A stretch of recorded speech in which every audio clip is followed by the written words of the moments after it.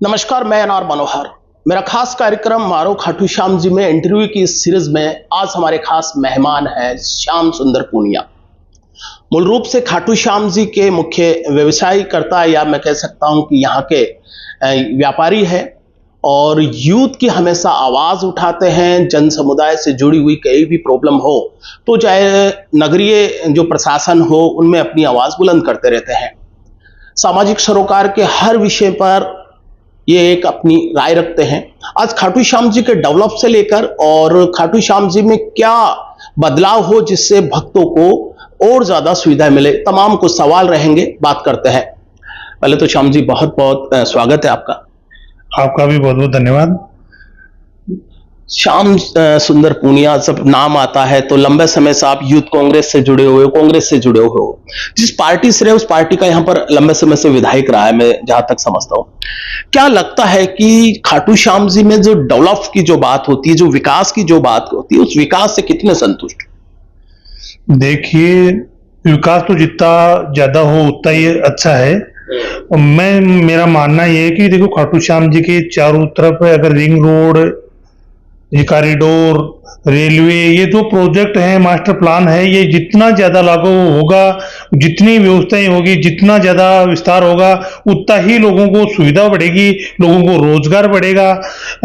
तो मेरा ये मानना है कि जो अभी खाटू श्याम जी में हुआ है, ये मतलब देखते हुए, अभी भीड़ को देखते हुए कुछ भी नहीं है, क्योंकि ये इससे आने वाले जो श्रद्धालु हैं या लोग हैं, कि जो व्यवस्थाएं हैं वो पर्याप्त नहीं है। अच्छा श्याम जी, थोड़ा बताइए मुझे कि खाटू श्याम जी में बातें और दावे बड़े होते हैं और आप लंबे समय से खाटू श्याम जी की यहाँ की हर मूलभूत चीजों को देखते रहे हो, कई बार आपने मुद्दे भी उठाए। क्या लगता है कि कौन कौन सी ऐसी चीजें हैं जिसमें बदलाव करने से खाटू श्याम जी के विकास को एक नया आयाम मिल सकता है? आपका मैं व्यक्तिगत नजरिया क्या है इसमें?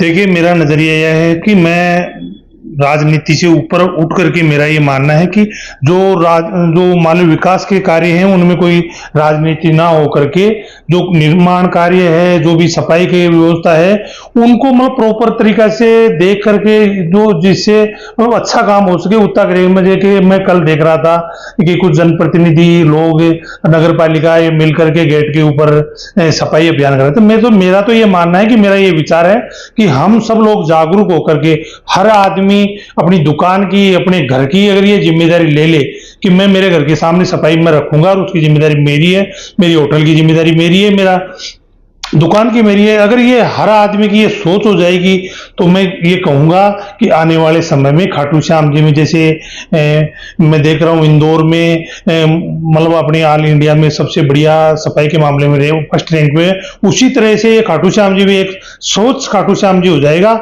लोगों को। और निर्माण में भी है तो मैंने अभी मैंने देखा हमारे मोहल्ले में एक नाला टूट गया था, उसके में 3-4 बार रिपेयर तो हो चुकी, लेकिन 2 दिन बाद भी वो निर्माण कार्य के लिए उसका निर्माण करते हैं। 2 दिन कहाँ, 2-4 दिन रास्ता बंद करते हैं, 3 दिन बाद में खोलते हैं, 2 दिन बाद में वापस टूट जाता है। तो मेरा ये मानना है कि देखो, इस प्रकार का अगर काम हो तो वो बड़े उच्च क्वालिटी के काम होने चाहिए, जिससे कि देखो लोगों को आवागमन में परेशानी होती है, पैसे का भी दुरुपयोग होता है। तो जो निर्माण हो, जो काम हो, जो मजबूत हो, कम हो जाए लेकिन होना चाहिए, मजबूत काम होना चाहिए।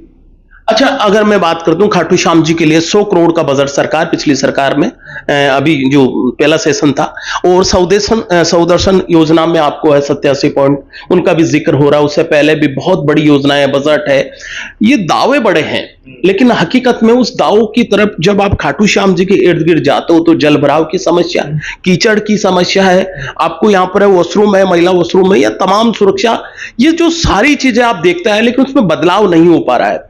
श्याम पूनिया का मन आहत होता है जब इस तरह की प्रॉब्लम भक्तों के साथ होती है तो? देखिए साहब, आप तो मेरी में नगर पालिका की मीटिंग में भी इस तरह के मुद्दे उठाता था। आपने खुद देखा है, मैं चेयरमैन से भी कहता था कि उस समय इन लोगों ने नाले डलवाए, 5 करोड़ रुपए से मतलब नगर पालिका के खराब कर दिए, उनका ढलान वापस कस्बे की तरफ अंदर पानी आता है, बरसात आता है तो निकलता है।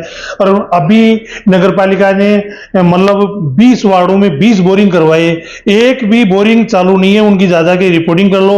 उन्होंने करोड़ों रुपए ठंडे पानी के लिए फ्रिज लगवाए, टंकियां रखवाई, एक भी अगर वो यूज लेस मतलब पैसा खर्च किया है, मतलब जो लाइट के ऊपर कम से कम 5 करोड़ रुपए का बजट इन्होंने खर्च किया। ये तिरंगी लाइटें वगैरह लगाई। तो मेरा ये मानना है कि देखो पैसे की बर्बादी ना करके जो काम हो अच्छा काम हो, और जो काम मतलब वो होना चाहिए घाटों में वो तो हुआ नहीं है। और सरकार ने अभी जो मान लो ये 87 करोड़ की 100 करोड़ की घोषणाएं की, देखो ये घोषणाबाजी करने से कुछ नहीं होता। जो जनता के सामने जो काम होगा वो दिखेगा, अगर काम होगा तो उससे लोगों को फायदा भी मिलेगा, राहत मिलेगी।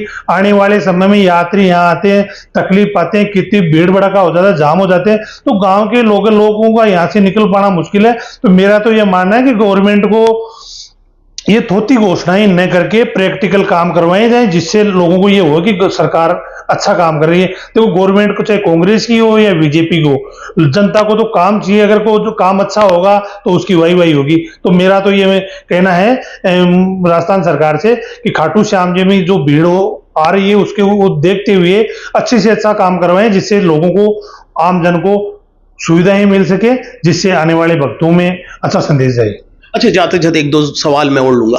खाटू श्याम जी में मैं जहां तक बात होती है, वीआईपी कल्चर की बात होती है, उसको कैसे देखते हो? क्या आपका व्यक्तिगत नजरिया क्या है? देखिए, इस बाबा के वैसे तो इस दरबार में कोई वीआईपी नहीं है, लेकिन ये व्यवस्थाएं कुछ होती है तो इस व्यवस्था की वजह से जो व्यवस्था है वो और खराब हो जाती है। क्योंकि देखो पुलिस प्रशासन है तो ये व्यवस्था के मोमेंट में ही लगा रहता है दिन भर, क्योंकि पुलिस अपना जो मूल काम कर नहीं पा रही है। रोज यहाँ वीआईपी आते हैं, उसके चक्कर में गाड़ियां लगी होती है। मैंने अभी पहले भी ये मांग रखी थी कि यहाँ के अलग से चौकी खुले, जिससे ये व्यवस्थाएं अलग हो, और जो पुलिस प्रशासन का जो अपना काम है, रोज का काम है, वो देखें। और ये वीआईपी कल्चर क्या है बाबा के दरबार, सभी नॉर्मल आदमी है, कोई वीआईपी नहीं है। तो ये बंद होना चाहिए और सभी के लिए समान तरीके से दर्शन की व्यवस्था होनी चाहिए।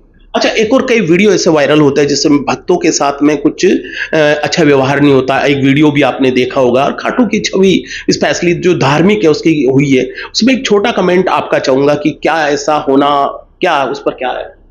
देखिए, मैं तो ये कहूंगा कि राजस्थान का हमारा ये कल्चर रहा है कि अतिथि देवो भव। जो अतिथि आते हैं यहाँ खाटू श्याम जी के लिए, जो भी मान लो भक्त लोग हैं जो आ रहे हैं, तो उनसे हमें यहाँ रोजगार भी मिल रहा है और उन लोगों को अच्छा फील होना चाहिए। इस तरह की अगर घटनाएं मान लो उन लोगों ने व्यापारियों के साथ किए या व्यापारियों ने उनके साथ किए, कि वो तो देखो घटना जो पुलिस जांच का विषय है, लेकिन मैं ये कहूंगा किसी तरह की ऐसी घटनाएं हो उनको टालना चाहिए जितना हो सके। क्योंकि इसमें समझा, मैंने वो देखा, वीडियो में देखा था, लोग वो वीडियो बना रहे हैं लेकिन लोगों को मतलब बीच बचाव करके उनको छुड़ा नहीं रहे हैं, तो ये गलत बात है। इस तरीके से अगर कोई किसी के साथ बर्ताव होगा तो अच्छा नहीं है। अच्छा श्याम जी, एक ये भी है कि यहाँ की पार्किंग की बड़ी समस्या है, क्योंकि जिस भी रूट से आते हैं तो मैं देखता हूँ कि पार्किंग को लेकर अव्यवस्था है। मतलब एक समुचित जो होना चाहिए वो नहीं है। पार्किंग व्यवसाय से भी आप जुड़े हो, इसको बहुत नजदीक से जानते हो, इसमें क्या परिवर्तन हो सकता है? क्या सुझाव क्या है आपके? देखिए, मेरा सुझाव मैं बहुत धार्मिक स्थलों में जाता हूँ, मैं वहाँ से मैं जो अच्छी बातें हैं वो सीख के आता हूँ। मेरा ये मानना है कि देखो खाटू श्याम जी के अगर चारों तरफ रिंग रोड बन जाएगी, जिस यात्री को या जिस आदमी को जहाँ जाना है, जिस धर्मशाला में जाना है, तो वो मान लो खाटू श्याम जी से 3 किलोमीटर दूर बाउंड्री का पार्किंग है, उसमें कैसे रुक पाएगा? मान लो धर्मशाला में उसको सामान लेके जाना था, वो वहां पहुंचने की कोशिश करेगा और वो बाजार में आएगा तो ट्रैफिक जाम होगा। तो ये रिंग रोड हो जाएगी, तो जिसको जाना है वहां पहुंच जाएगा, लोगों को भी परेशानी नहीं होगी। और पार्किंग की चारों तरफ जगह जगह जो रिंग रोड है उसके चारों तरफ व्यवस्था हो जाएगी, तो अच्छी बात होगी।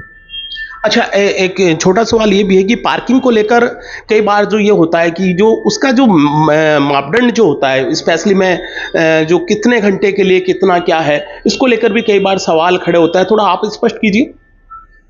देखिए, पार्किंग का तो ऐसा है कि जो मतलब नगर पालिका स्तर पर एक रीजनेबल पार्किंग का जो चार्ज है फिक्स कर दिया जाना चाहिए। और जो जहाँ पार्किंग में मान लो जो जिसकी यात्री की मर्जी है जहाँ लगाना चाहिए वहाँ लगाओ, उनके पॉइंट फिक्स हो जाएं, जिससे कि उनको असुविधा ना हो। क्योंकि मान लो अगर एक ही पार्किंग होगी तो सारी गाड़ियाँ वहाँ खड़ी भी नहीं हो पाएगी और जिसको जाना है वो जा भी नहीं पाएगा। तो ये तो बंदिश ना हो कि मतलब इसी पार्किंग में खड़ी हो, चारों तरफ होगी, जिसको जहाँ जाना जाए। और पार्किंग के लिए अच्छी व्यवस्था होनी चाहिए। राजनीति से एक दो सवाल लेता हूं कि राजनीति में एक अपना आपको लंबे समय से एक पार्टी से जुड़े हुए हो, क्या लगता है कि अगर मैं, क्योंकि नगरीय चुनाव नजदीक है, खाटू श्याम जी में कैसी स्थिति मानते हो अपनी पार्टी की? देखिए, स्थिति तो ऐसे समय पे निर्भर रहेगी, लेकिन मेरा ये मानना है कि जो व्यवस्थाएं खाटू श्याम जी मैं 4 बार पहले ग्राम पंचायत में 3 बार पार्षद रहा, अभी नगर पालिका में भी था।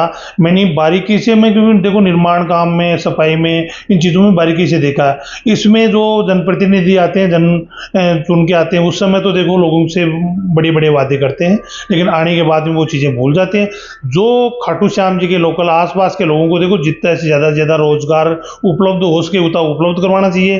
जो ठेले वाले हैं, गरीब आदमी हैं, उनको भी व्यवस्था हो, बाहर से आने वाले हो यात्री हैं उनको भी अच्छी सुविधा मिले, जिससे उनको भी ये फील हो कि मैं खाटू श्याम जी के दरबार में गया, वहाँ पे किसी प्रकार की कोई हमारे से लूट खसोट नहीं हुई, वहाँ पे हमें मान सम्मान भी मिला। तो मेरा ये मानना कि ज़्यादा से ज़्यादा लोगों को अच्छा मतलब डेवलपमेंट भी अच्छा हो, जो पैसा है उसका सदुपयोग हो, तो इससे मतलब लोगों को रोजगार भी मिलेगा और अच्छी यात्रियों के जो आने वाले जो भक्त लोग हैं उनको भी अच्छा फील होगा। क्या अभी दोबारा चुनाव में आने का, या कभी एक यूथ लीडर है खाटू श्याम जी में, एक मुख्य मैं देखता हूँ चेयरमैन बनने की दिशा में या उस दिशा में एक इच्छा रखता है? देखिए ऐसा है कि हम तो जनप्रतिनिधि जनता की आवाज़ उठाते हैं, और जनता ने अगर चाहा और बाबा श्याम का आशीर्वाद रहा तो देखो निश्चित रूप से हम चुनाव में भागीदारी। अच्छा श्याम जी, यूथ को ज्यादा से ज्यादा राजनीति में आना चाहिए, आपका क्योंकि आपके नेता भी चाहते हैं, क्या आपका मत क्या है इसमें? देखिए क्योंकि जो राजनीति में यूथ का मतलब ये है कि क्योंकि जो युवा लोग हैं उनमें जोश होता है, उसमें कुछ काम करने के लिए भी होती है, और उन लोगों को आजकल जो युवा लोग पढ़े लिखे भी हैं तो उनको इस का नॉलेज भी है। तो मेरा ये मानना है कि जो अगर इस चीज़ में आएगा, राजनीति में आएंगे, तो लोगों का अपने मतलब मान लो क्षेत्र का मान लो, अपने वार्ड का मान लो, अपनी जाति का मान लो, वो ज़्यादा से ज़्यादा उनका काम करवाने की कोशिश करे। तो ये मेरा ये मानना है कि आना चाहिए। जाते जाते एक दो सवाल है, एक नाम रखूंगा आपके सामने, आपके जहन में, आपके मन में क्या आती है फीलिंग, एक लाइन में बोलना है। कांग्रेसी नेता चौधरी नारायण सिंह। देखिए कांग्रेसी नेता जो नारायण सिंह जी, उनका कोई कहना नहीं कि उन्होंने लगातार काम किया, उनका केवल विकास ही मुद्दा रहा है। देश के प्रधानमंत्री नरेंद्र मोदी, देखिए मोदी जी ने केवल भाषणबाजी की है, क्योंकि आम लोगों को जो जितना फायदा मिल सके वो नहीं मिल पाया है। राजस्थान के मुख्यमंत्री भजनलाल शर्मा।